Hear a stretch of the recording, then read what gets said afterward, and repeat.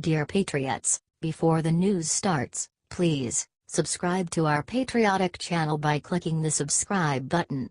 Give us a thumbs up to this video. Don't forget to leave your opinion below in the comments section. Share the news on Facebook and Twitter so your friends see it. Thank you. Right before his trip to Asia, Trump sends Shivers down Kim's spine with unprecedented show of military force.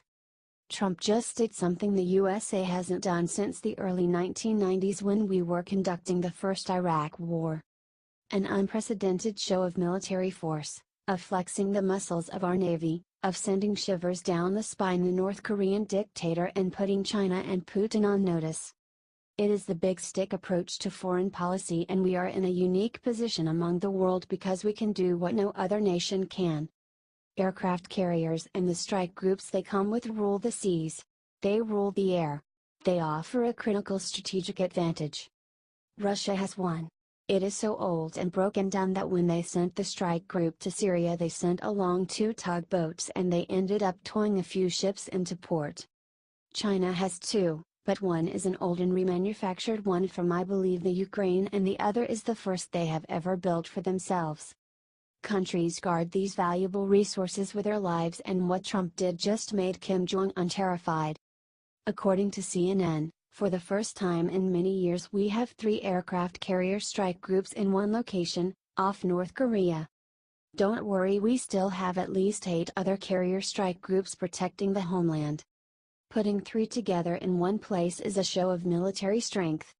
The carriers USS Theodore Roosevelt, USS Nimitz, and the USS Ronald Reagan, and their massive complements of cruisers, destroyers and submarines, are all in place around North Korea.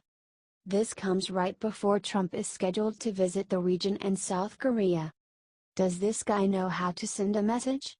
Before he arrives, he has 3 aircraft carrier groups come together. Keep in mind that just these 3 are more than any one nation on earth has, to show the little dictator who is boss.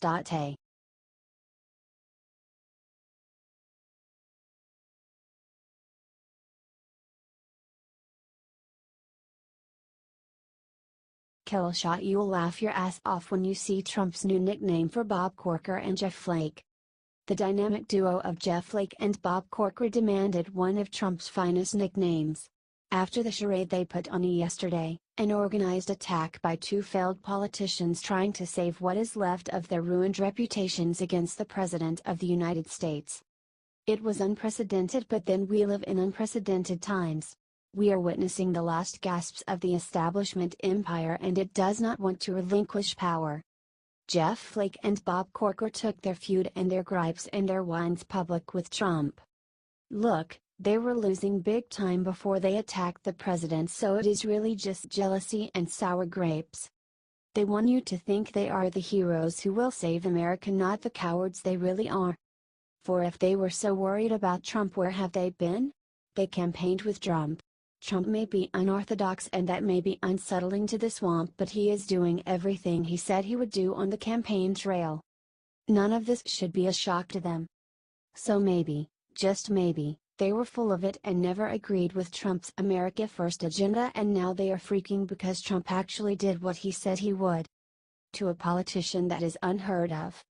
So they deserved one of Trump's finest nicknames, and boy did Trump deliver this morning. Trump sent out a devastating series of tweets that rebranded the dynamic duo, and you will never look at them the same again. Jeff Flake, with an 18% approval rating in Arizona, said, "A lot of my colleagues have spoken out. Really, they just gave me a standing O," Trump tweeted. The meeting with Republican senators yesterday, outside of Flake and Corker, was a love fest with standing ovations and great ideas for USA, Trump added. And then he rebranded the sad sack bear. The reason Flake and Corker dropped out of the Senate race is very simple: they had 0 chance of being elected. Now act so hurt and wounded, Trump tweeted. Hurt and wounded - isn't it just perfect? They deserve their own cartoon, the sad sack paid called Hurt and Wounded. Maybe we can have a cameo by Droopy Dog. Because that is what they have become, cartoon versions of Republican politicians, and it is high time they went home. I don't know how Trump does it, but he is good.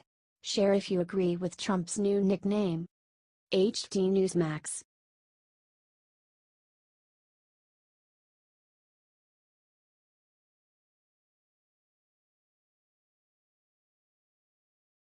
Hillary Clinton humiliated in West Virginia by Joe Manchin. The left is out for blood in the 2018 midterm elections.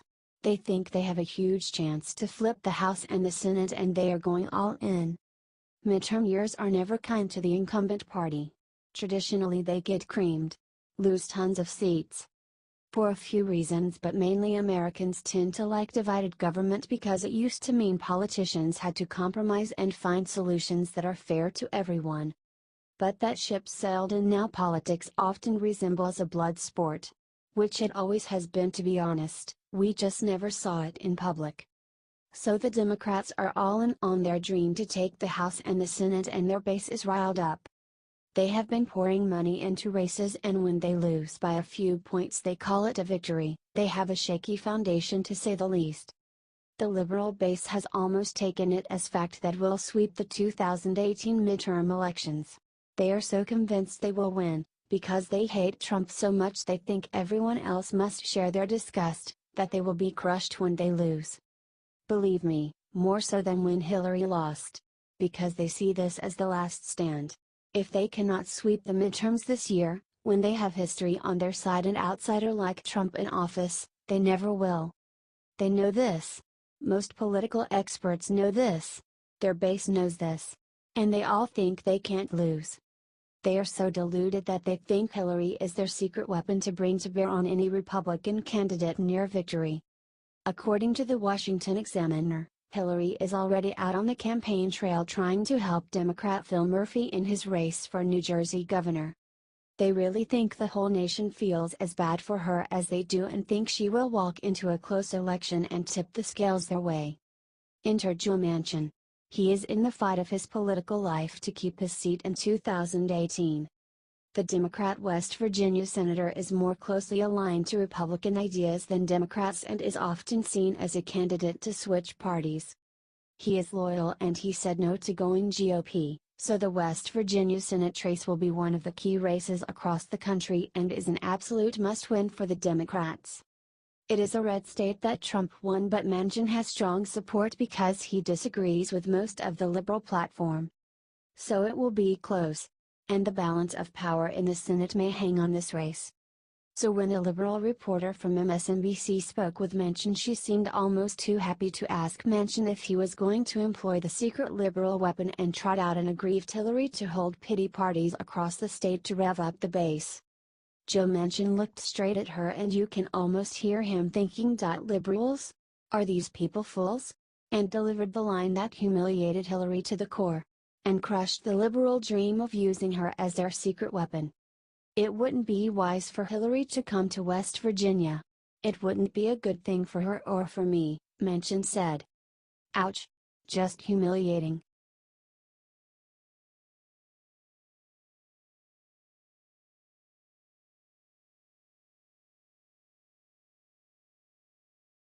Right after being caught in dossier scandal, the DNC did something proving they're guilty. The Washington Post put out an explosive report Wednesday evening revealing the identities of the salacious anti-Trump dossier that was leaked to BuzzFeed in December. These revelations come shortly after the company that produced the document, Fusion GPS, pled the Fifth and refused to disclose its funders at a court hearing investigating the matter. President Trump demanded the identity of the funders be revealed in an angry tweet earlier this week. The DNC's response to being caught out in the Washington Post report was truly one for the books. DNC Communications Director Xochitl Hinojosa said in a statement. Current DNC Chairman, Tom Perez, and the new leadership of the DNC were not involved in the decision-making regarding Fusion GPS, nor were they aware that Perkins Coie was working with the organization. But let's be clear. There is a serious federal investigation into the Trump campaign's ties to Russia, and the American public deserves to know what happened. Perkins Coie is the law firm that interfaced with Fusion GPS and the DNC and Clinton campaign to fund and deliver the dossier. Notice how the statement doesn't refer to past DNC leadership? Former DNC chairwoman Debbie Wasserman Schultz and former acting chairwoman Donna Brazile have not released any statement on the matter so far. The DNC also bizarrely defended the funding of the Trump dossier, saying that it's what the American people want. The dossier claimed, among other ridiculous things, that before becoming president Donald Trump was videotaped bringing hookers into a Moscow hotel room. Such a video could theoretically be used as blackmail and undermine his presidency. The president has always vociferously denied the allegations, and none of them have yet been proven. This dossier scandal is finally blowing up, and both the DNC and Clinton campaign have been caught red-handed. It's only going to get more interesting from here. Stay tuned as the story develops. HT Washington Examiner.